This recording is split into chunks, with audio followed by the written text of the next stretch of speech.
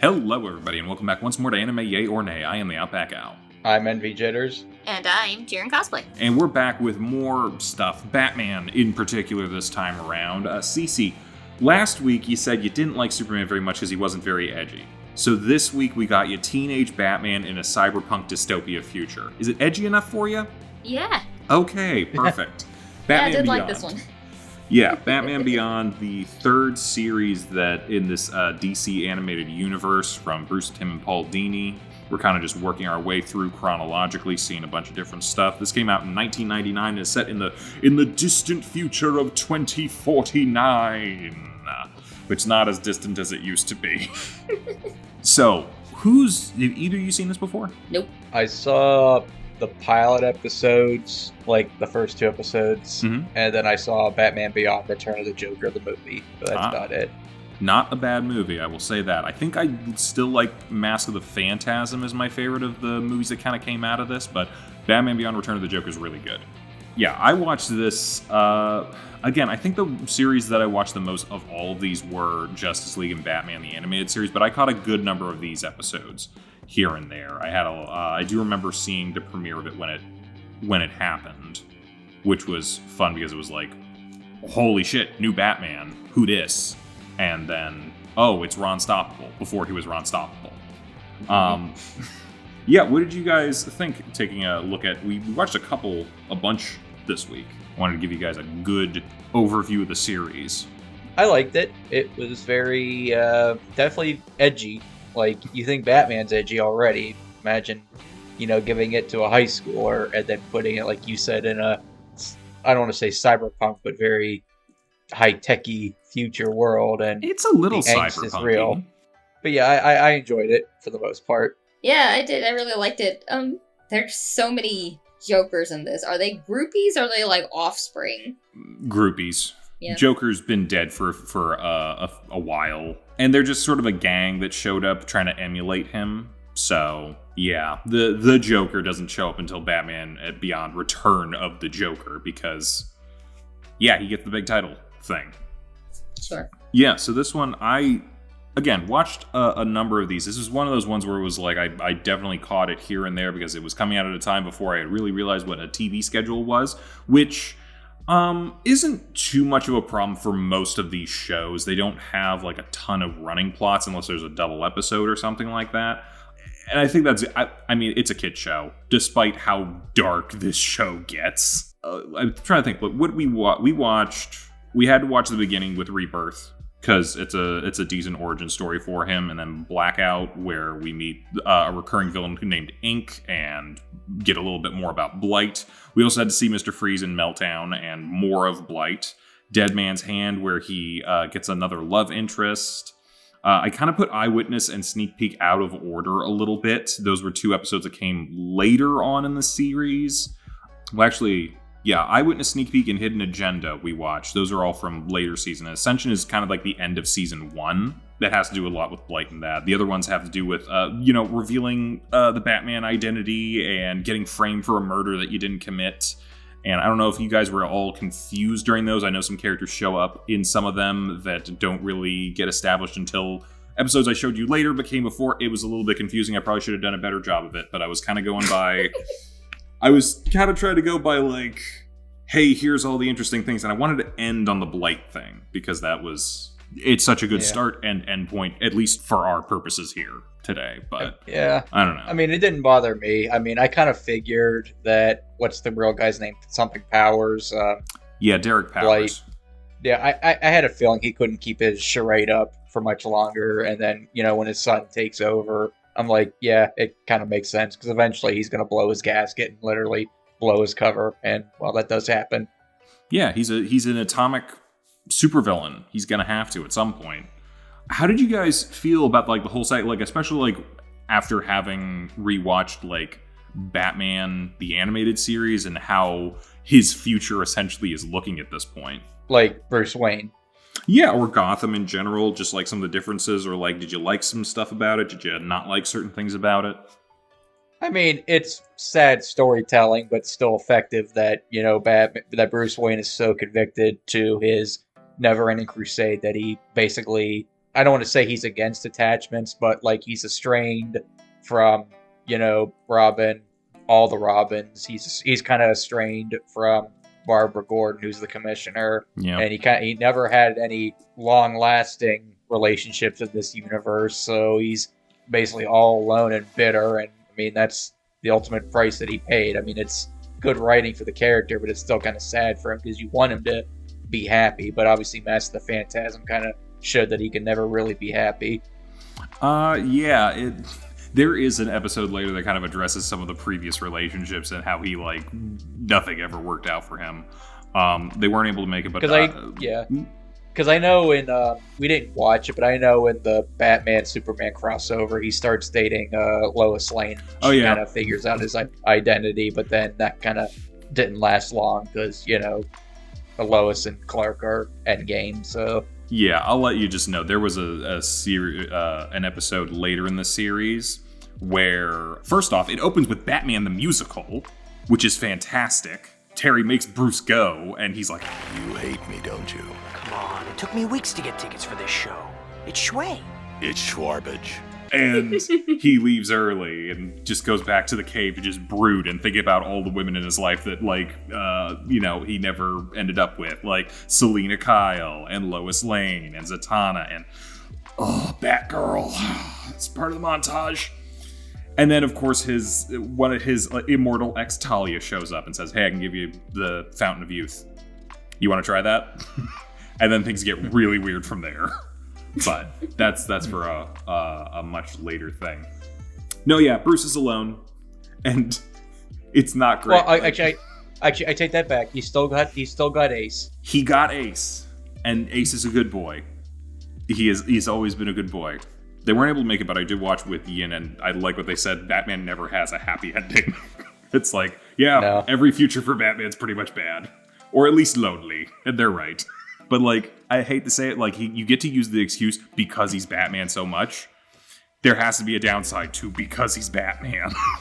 I mean, nothing for nothing. We watched the Lego Batman movie about a month ago, and it kind of basically parodies that whole mentality of I'm alone and don't want to have a family or a relationship. This definitely takes it from a much more serious route, which is... I mean, I'll say nothing for nothing. Like...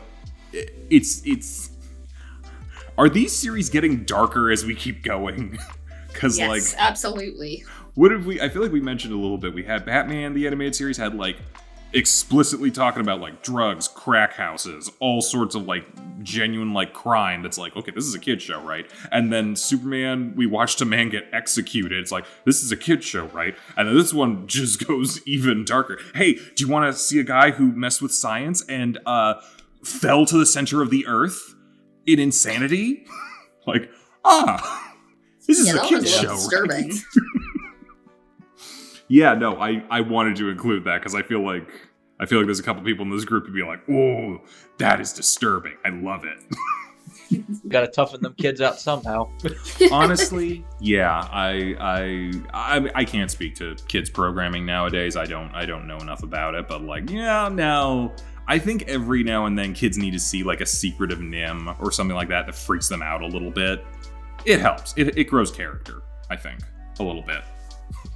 Mild childhood trauma caused by cartoons. When it's caused by cartoons, kind of a good thing. Yeah, so I love the opening of this series. I think this is one of the most solid openings for a series in general, especially with like... you guys haven't, and I technically at that point didn't, but it's assuming that you probably watched most of Batman the Animated Series and the new Batman adventures that had come out before it. So you're very familiar with Batman, and then to see him arguably at his lowest point at the very start of the series. It's a very strong way to begin. Yeah, and it's not like, he got beaten by a supervillain. No, he literally got beaten by old age, having a heart attack. Yeah. I was trying to figure it out. I don't think they give an explicit age, but if we assume that... I'm going to say he's in his 50s at the beginning of the show. No, he's older than... Well, he's gotta be older. Oh. At the beginning of the show. Okay, so 2049, it was essentially just chosen because this came out in 1999. If we assume that 1999 is our present, and that would be the time for Batman the Animated Series, we'd say he's probably in his like late 20s, early 30s during that series. So if we're assuming 50 years in the future, he's at least, for the show, 75 to 80 years old. And if there was 20 years before that, then yeah, he's at least pushing 60 whenever he's at the beginning of this series. Also, let's not forget, too, there is the epilogue episode of Justice League that features an older Terry and Bruce, and he's a lot older and looking in that. Oh, yeah, he looks about 90 then, so. But that could be discussed on a later date. We don't know yet. We'll hold off on that. But, yeah, that's just the image of him resorting to using a gun. And, that's like, whoa. And even he was like, nope. Never again. Never again. It's like, that's Batman. Yeah. How did you guys feel about it? Like, immediately goes from the darkest moment of Bruce's life. This, let's be clear, second darkest moment of Bruce's life. And then immediately to the new theme song. How did you guys feel about that? The theme song reminded me a lot of the Danny Phantom theme song. Really? Yeah. I feel like it had the same beat to it. I've seen plenty of anime where a dark scene happens and then it immediately cuts to the opening or ending. So, I'm kind of used to the... Like, how do you feel about the opening? It's very different from a lot of the other ones. Yeah, I liked it. I mean, they were definitely going for, a different style with it. Like you said, it's very punk. It's very future. It's, not the traditional orchestra that you hear, but there is still orchestral scores, but it's not the same type. Shirley Walker is back as a composer, but a number of other people were brought in to probably modify the sound a little bit to make it more futuristic in the neo-Gotham sort of like electronic inspired music. I know there's a whole bunch of classifications for like electronic, techno, house, trance, whatever, all the, I don't know enough about that to distinguish anything. So but it's a very high-tech sounding series. Yeah, what do we want to talk about here specifically? Because we go through a couple of things. We see some new villains. I mean, we could go through each episode and go talk through about the plots. Yeah, sure. Okay. So yeah, Rebirth. We really set up most of what I think the main goal of the series was at the beginning, the season 1, with Derek Powers and that whole situation. Wayne Enterprises got taken over. And Bruce is not in charge of his own company anymore, which, again, let's just pour salt in Bruce's wounds, And then there's like, oh, they're developing nerve gas. Not great. But yeah, we set up Terry. We set up his, honestly, bit of an Uncle Ben situation. We can make comparisons to Spider-Man here, I think, because we didn't get to any Nightwing stuff in Batman the Animated Series, but Terry's a bit like Nightwing and or Spider-Man. They're very talky, and they do like to quip a little bit more than our more stoic Bruce used to be, which is fun. It's nice to have a different flavor of. When you have a teenage superhero, most of the time they try to, be quippy. I don't know if this bugs me, but it is a thing of like, do you ever wonder how is it that all these teenage superheroes are so clever? Like, I'm remembering how I was when I was a teenager. I could not come up with good puns or witty comebacks. Like, you just weren't superhero material. What? I'm not superhero material? Maybe you're right, no. But it still hurts to hear. Listen, trauma makes you funny. And you have to have trauma you have to have trauma to be a superhero. You're right. They did. Well, how much trauma did Danny Phantom have? I mean, he literally is half dead. He's half dead, technically. Is he? Did he lose anybody else? I feel like I'm doing the whole. Did you die? I got shot. But did you die? Yeah, I guess he was already a socially awkward teenager with parents that are, let's be frank, are fucking nuts, and he got literally blasted, half vaporized, and he's got ghost powers that he couldn't control well at the beginning of the show. So as a 14-year-old, that would probably be enough for me. Is he in fact a ghost possessing his own corpse? I thought so. I'm gonna Google it. I've seen different fan theories over the years where I think he's kind of half dead, like he's not fully dead, but he's not fully alive. But then I've also seen theories where no, he's just got ghost powers, he's still alive. So so he's only mostly dead. it's basically how you want to interpret it. Do you want to go the full dark conspiracy mode or not? It's occasionally fun to put on the tinfoil hat, but I'll try to refrain for a little bit today. We already have enough dark, spooky, not spooky, but dark and thematics with Terry and everything going on with him. Yeah. And I will say this too. There are a bunch of kids that at least that I went to school with that are capable of making jokes and making fun of you. It's just being part of a team. There's some teenagers that aren't quippy and aren't smartasses, and there's some that are. And just so happens a lot of superheroes can be smartasses when they're teenagers. Damn. Maybe smartasses also have like just really bad luck and they just get trauma. I don't know. Also, teenagers are just mean. That's true. But why are all the nice ones turned into superheroes who then become mean? Are all superheroes bullies? Thoughts to have for another day, perhaps. Going over the most famous one, I feel like Peter is normally a nice guy, but he has so much frustration in his life that he kind of just takes it out on the bad guys, but he can't be a bully or a murderer, so he just kind of takes his rage out by, quips. I see. And punching people in the throat. I feel like that's not a good way to process things, but perhaps we'll discuss that another day. Meantime, Terry, dad murdered by a corporate overlord, and things are not good. Corporate secrets going out, finds a Batcave, got beat up by Jokers, almost, but then Bruce Wayne and a whole thing. Yep. Bruce was surprisingly chill when he found the Batcave. Yeah. Like, it's the whole Bruce is not going to kill someone, but I'm almost like, if there was ever a time to kill someone, it might be, no, he never kills. At least not in this Especially not a child. Yeah, I mean, he could be tried as an adult. I don't know. Yeah, but we establish Terry, his whole situation, and getting him the bat suit, which he somehow manages to steal very easily. Maybe Bruce is slipping in his old age that he did not have the security necessary to keep that kid out twice. Yeah. So. I mean, nothing for nothing. Yes, it's sad to see Bruce at that state, but I do think it's good irony and good storytelling that Batman lived long enough to be his own Alfred. That, honestly, was part of an episode of Justice League. There's a time travel villain, him and a couple other members of the team go to the future, and he meets himself. I do love that. Surprised to see me? A little. I'm more surprised that I lived so long. Batman, Bruce Wayne. Bruce Wayne, Batman. Or have you met? Not now. Great. What did they used to call it? Stereo? Good stuff. But yeah. So, yeah, we're kind of just setting up the stuff with Terry and Blight and Bruce and all that sort of stuff, which was a running thing throughout the first season of the show. I forget if he comes back later after Ascension, but yeah, we also have the various things that this major antagonist is creating smaller antagonists like Ink and Mr. Freeze, which, I told you Mr. Freeze was immortal.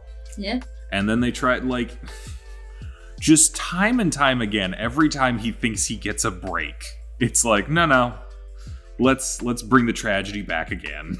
I'm not gonna lie, when I saw that episode, that made me think of the episode of Futurama with all the heads like Leonard Nimoy. But I'm just starting to think, wait, that came before Futurama, so did Futurama get that idea? They were both coming out roughly the same time, I think. Because Futurama wasn't that 1999, or am I crazy? I don't know. It's always way earlier than I thought it was. I can't remember if it came out in 1999 or the premise was that it was 1999 and it was New Year's and then he got frozen and it became the year 3000, 1,000 years in the future. Whatever, doesn't matter. What year was this show? 1999. Oh, okay. Or 2049, it's set in. What are you talking about when you say what year this show? When did it air? 1999. You're right, the first iteration of Futurama came out in 99. Okay. Yeah. Canceled, uncanceled, whole bunch of times. There's honestly nothing for nothing. I know we're sidetracking, but they came back on Hulu and that, and I've watched it. They still got it, man. I don't know how, but they still got it. So we got our new Batman. We got villains with new powers and a couple different things going on. Ink freaked me the fuck out when I was a kid. The scene in the Batcave where she is force-feeding herself into him and drowning him freaked me the fuck out. I'm like, this is a fucking kid's show somehow. Yeah. That was pretty gross, but I bet you it upset more men than women. No, that freaked me out. Yeah, just like the silhouette of him going limp. It's like, oh my god. Had a nice callback to the Grey Ghost with Bruce dressing up as the Grey Ghost. Yeah. I do love the cave has like everything that you could be like, ooh, I know that thing. Ooh, I know that thing. We saw the episode. We watched the episode where he got the penny. That penny is like 10 times bigger now. I don't know if anyone else caught that. No. Yeah, the thing was the size of Batman with his arms outstretched. And now it's the size of a fucking building. Well, inflation. Ah, you're right. Right. It is the future. Band humor. Okay, so yeah, blackout, meltdown. What you guys think about Dead Man's Hand when his double life is starting to affect his relationships? I mean, that's just superheroes in general. True, but we always have to have that classic episode or issue with that kind of thing. Yeah, I mean, on the one hand, you can argue that Bruce is being unreasonable, but at the other hand, it's Gotham City where there's literally crime every single night. So no rest for the weary. It's like one night's not going to make a difference. One night always makes the difference. Like, yeah. It's like, and I hear that him and his girlfriend are basically on and off throughout the whole show. So yeah, I don't know that anyone really likes Dana. I don't think they ever gave her much of a storyline to work with other than I'm the girlfriend and my boyfriend's late all the time. Mm-hmm. Like, not that I think that he should have maybe ended up with Melanie or something. I feel like there was like not going to be a chance of something going on there. I hate to say unfortunately because I think she's very manic pixie dream girl coded. Yeah. Which I'm like, well, the relationship isn't going to work. And also, nothing for nothing. I know it's the future. They could probably get away with it, but what kind of freaking club for kids or teenagers are they going to where it's like a freaking nightclub? It's called a juice bar, so they're not serving alcohol. I don't know, man. You can find raves. Yeah, we had an 18 and under club. Yeah, 16 to 18, 16 to 20, something like that. Something like There's that. a club like that in Ocean City. There's one around here that I remember going to when I was like first in college, and I couldn't legally buy a drink yet. So I'm not gonna act like I was not drinking before I was 21. I mean, honestly, I think it's just a thing that happens in any TV show at the time, especially. I feel like there was always like, I think first off, most of the time when we see this, it's a bunch of 30-year-olds who are playing these people. So it's not thought of. But yeah, I'm trying to think. I feel like there was a lot of times where like teenagers had so much independence in like a lot of the TV shows and stuff. I was just talking more about the club itself. I wasn't talking about them hanging out on their own. But it's just dancing and lights until we see someone like snorting coke in the bathroom. Which, nothing for nothing, would you put it past one of these shows? In Gotham City? No. At this point. Yeah, no. I mean, they wouldn't be doing coke. That's too 80s for them. But, I don't know. Well, that or if it's a retro night, they might do coke. That's a thing. Nostalgia's always a thing. But yeah, Dana's like, it's this like, oh, we're either fighting or we're together. And you're like, I don't think they ever gave her a thing. Which is, I guess, unfortunate because like this is considered your main love interest. But we also have another character close to him named Max, who is really, I wanted to throw in Hidden Agenda because that's where they show up. They are his like supporting person who kind of knows their secret throughout the rest of the show. I think there's a lot of the fan base who's like, why didn't you get with Max? She's a lot cooler because she actually serves a purpose that Dana does not. Yeah. I see that. I don't know why they didn't. She's really cool. Or why they didn't give her like her own superhero persona. Maybe in the comics. I think maybe they might have expanded some stuff in the comics. Because this character did become canon to the actual comics like Harley Quinn did. Oh, nice. Yeah. I mean, Carrie jokingly called her Robin. Or no, she said, "Don't call me Robin." So he's like, all right, Alfred. Who's Alfred? Hey, let's say this. You know what that does mean? it means Bruce was willing to talk about Alfred, which is probably not the easiest thing for him. So he's making himself somewhat emotionally available or vulnerable. Let's be frank. Alfred was, obviously Thomas is his father. It's the meme from Guardians of the Galaxy Volume 2. He may have been your father, but he wasn't your daddy. I don't think that's a one-to-one, because I don't think Thomas Wayne was a villain. But well, I hear depends on what saying. Universe you're in. It depends on what universe. There are villains. We're not going Flashpoint Paradox where he becomes gun-toting Batman. No, not even beyond that. There are some stories of Batman where Thomas is an evil person. Yeah, that's always... Honestly, it's... If you read enough Batman comics, there are so many things that happened that were like conversations right before the parents get killed. And it always depends on like, what is our theme of the comic today? And it's like, I'm sure there's a list somewhere of the 85 different plot points that happened on that Thomas Wayne brought up right before they went to the theater and they got killed. But it's just such an easy thing for a writer to just be like, well, they were talking about this right before. There's literally a comic. Oh, I wish I could remember the name of this. I want to say it's called Batman Fortunate Son. And literally before they went to the theater and Thomas Wayne got murdered, he told his son, rock and roll is the devil's music. And that is why Batman is on a crusade to stop rock and roll music in Gotham. I'm not making this up. No. I'm gonna have to look up the actual title later, but yeah. Yeah, maybe Thomas Wayne is a villain. But Marthas are always good. Well, except for Flashpoint. Oh, yeah. That's an interesting... I might have to... I don't know if they ever did expanded stuff on Flashpoint. I'd be interested to see... They did a movie years ago. I know they did a movie. It was based on the comic. I've seen it. But it's not a throwaway, but it's like, okay, you know she becomes the Joker. You don't see her being the Joker. Well, the actual comic is a lot longer, and it does expand on... I haven't read it personally, but I know a lot about it, and yeah, there is... Yeah.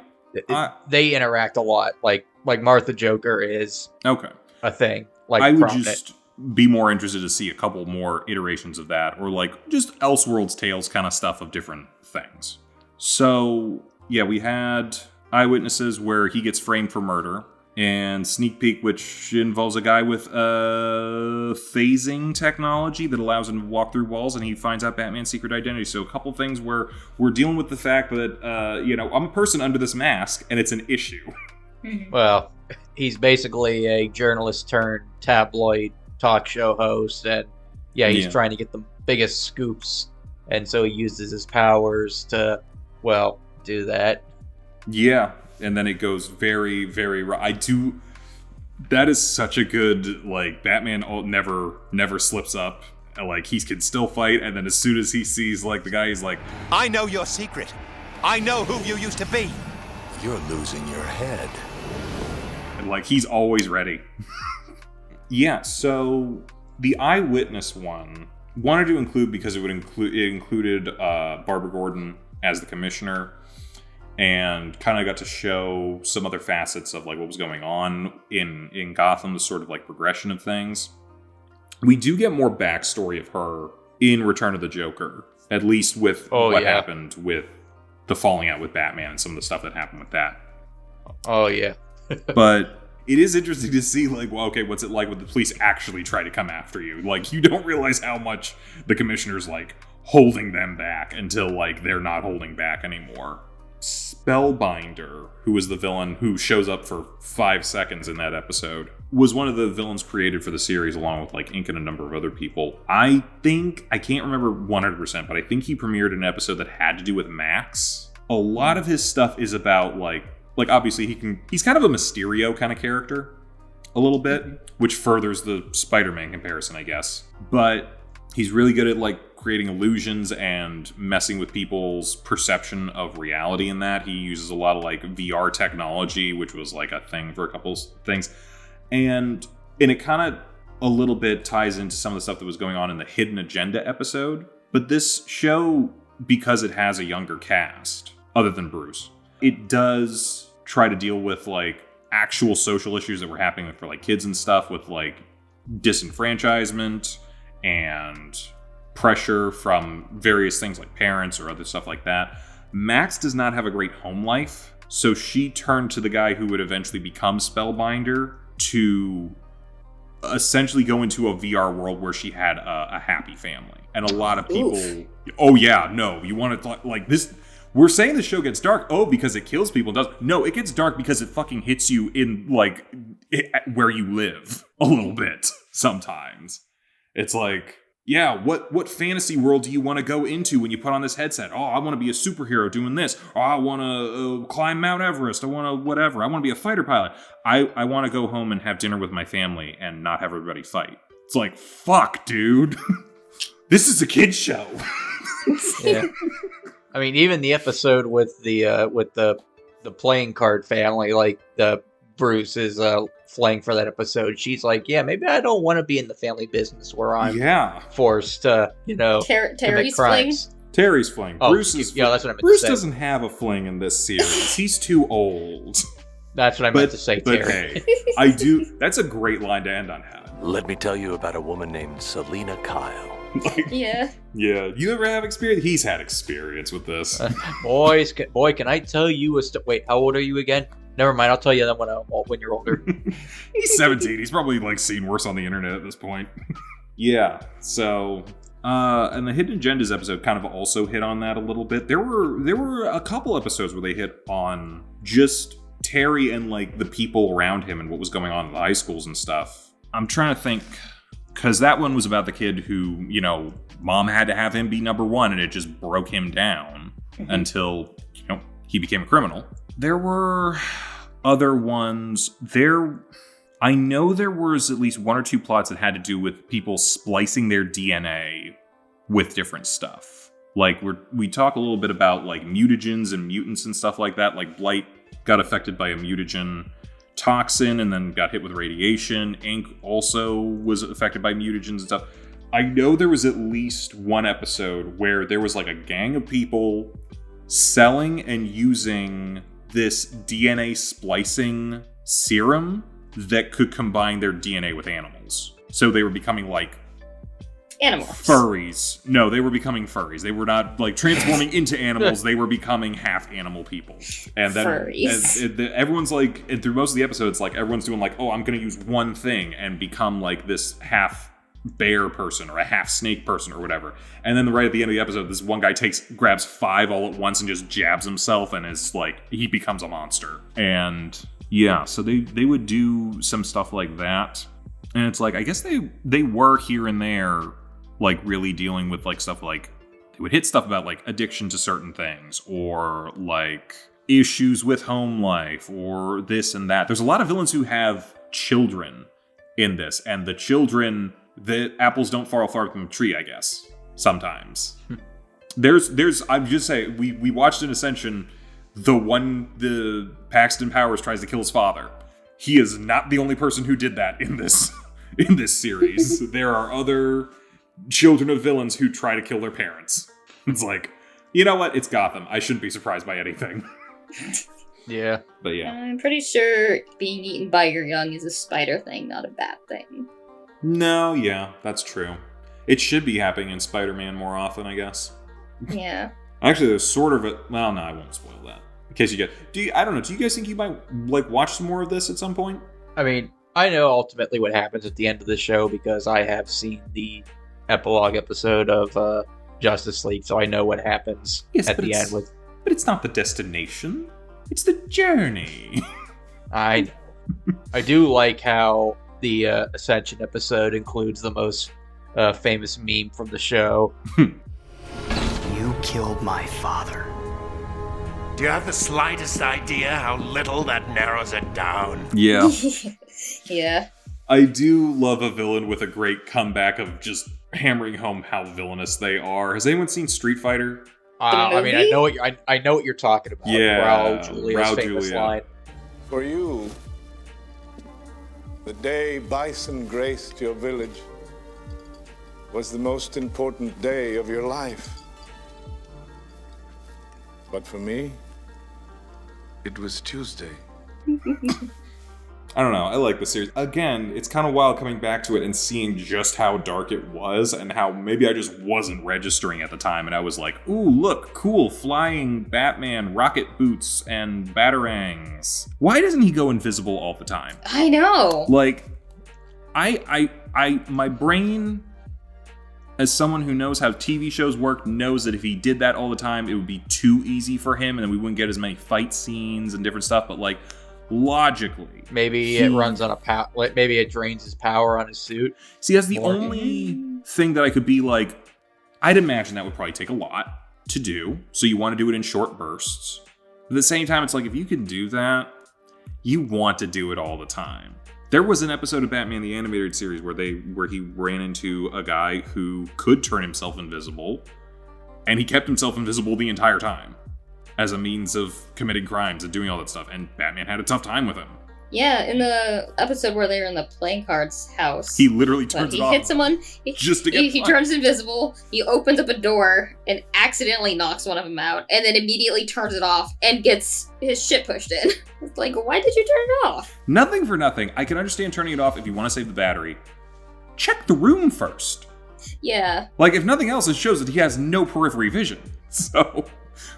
I would be real with you. He can't turn his head. I do think it would be hilarious if he opened that door, didn't even mean to knock the guy out, it just happened. It's like, this was an accident. It's kind of what it looked like. He turns off, he's like, oh shit. Then he gets punched. Oh shit. I don't think that he is as smart as Batman, though, you know, who is? He's also a child. Yeah. He's pretty good. I think he picks up a lot of the stuff really quickly, which is good. It is kind of fun. I don't think they had as often. I'm sure they do it a lot more now, but I didn't see as often in Batman the Animated Series him calling Alfred as often or having him in his ear all the time. I do like the fact that they have that dynamic now, and with this show, and have a back and forth for him to work off of, because he doesn't have a Robin or like a larger supporting cast to do that within the field on a regular basis. Mm-hmm. It makes it much more interesting to watch. I know, like, you could just say, oh, it's because he's still in training, he's still learning, but yeah, it is more interesting, I think. Yeah, it is a nice dynamic, and no matter what, it was always going to be interesting to see Bruce in a position that was not the guy actually doing the thing. Yeah. Cece, tell me, did you watch Kim Possible? Not really. I have caught a few episodes here and there. You haven't? And I watched like half of the movie. Oh my god. Well, I know what we're watching next year. So, I was really hoping you were going to know, because this show inspired an episode of Kim Possible, where Ron goes to hang out with an old guy for whatever reason, gets into his basement and finds out that he was a superhero known as the Fearless Ferret, and he becomes the new Fearless Ferret. That is so funny. No, it gets better, because Ron is Terry McGinnis. So he is already Batman, who becomes the Fearless Ferret. You know who the original Fearless Ferret was? Say it with me. Adam West. Of course. It's fantastic. Oh, that's cute. Of course, it was different there because that Fearless Ferret was actually a TV character, and the man had dementia. And so he thought he was a superhero, but really he was just remembering an old TV show. Oh, no. It's actually incredibly sad. And then his supervillain shows up, who also apparently has the same level of dementia. And then they fight at Comic-Con. It's both hilarious and really, really sad and not funny, but also funny. It's difficult. It's very tough. But it's also Adam West, and he has like a bum knee that he just like windmills. Alright, definitely need to watch that now. Literally anytime Adam West is in anything, watch it. It's gonna be a good time. Anything from the 90s forward of Adam West is just absolute gold. Yeah, especially when he was Catman in Fairly Odd Parents. Oh, so good. Catman, Fearless Ferret, Grey Ghost, or just plain old Adam West. Adam West, Adam West. Now a little bit softer. Adam West, Adam West, Adam West, Adam West, Adam West. I'll come out when they're all gone. We're making him sound like freaking Jeff Goldblum with that. Yeah, maybe. I don't know. I don't think I do a very good Jeff Goldblum impression, but I also don't think I do a very good Adam West impression. So I don't know. Was there anything that's really stood out to you guys as like which one of these do you think you guys like the best? Out of the episodes? Yeah. I like the one with all the playing card family. Yeah? I thought that was fun. Okay. The whole family business of villains. They do. I think there was one or two episodes that included something like that. There was. I'm really specifically remembering one home economics episode or something. You guys, I never saw this done in real life, but you guys know the trope of take care of this egg for a week. Yeah. Okay. So, but in the future, it's an egg with like a computer inside that monitors everything and like can tell what you did. So it actually acts like a baby. Terry has to take the baby egg thing with him on patrol because there's a family of criminals. I think they were a bunch of futuristic hillbillies. I don't know. It was a weird episode. But yeah, he got an A because apparently that was, I don't know like how this thing's monitoring stuff, but they were like, yeah, Mr. McGinnis was the only person who really engaged with the baby. It's one thing to coddle a child. It's one thing, but it's another thing to actually give it, I don't know how they explain this, but I'm like, okay, this egg was in mortal peril the entire time. It's literally, they're doing 3 Men and a Baby where the baby's on a construction site, okay? Except, we lower the stakes because it's just a robot. It's just a little computer thing. Whatever. I had one of those. You had an egg? Yeah. No, not an egg. A robot baby. Oh, a robot baby. Okay. Yeah. This was a parenting class that I took voluntarily as an elective. Ah. See, you would like Ned's Declassified. That's a whole plot point for them. They have to share a baby. And in Danny Phantom 2. Oh, yeah. There's a reason the trope's around. I loved having that. That was a good weekend for me. You sound. I feel like the main consensus of those episodes is always, man, it sucks having this thing. But you liked it. I loved it, yeah. I like infants. Okay. Babies are so cute. Okay. It's once they hit like 5, they have too much awareness of themselves in the world. I'm like, I can't handle you anymher. I gotta show you a video after this. My nephew watched Die Hard for the first time. He's not a year old yet. My brother's just like, don't tell your mother. I mean, I don't think he's gonna process anything. Hey man, you don't know. He could be a super genius for all we know.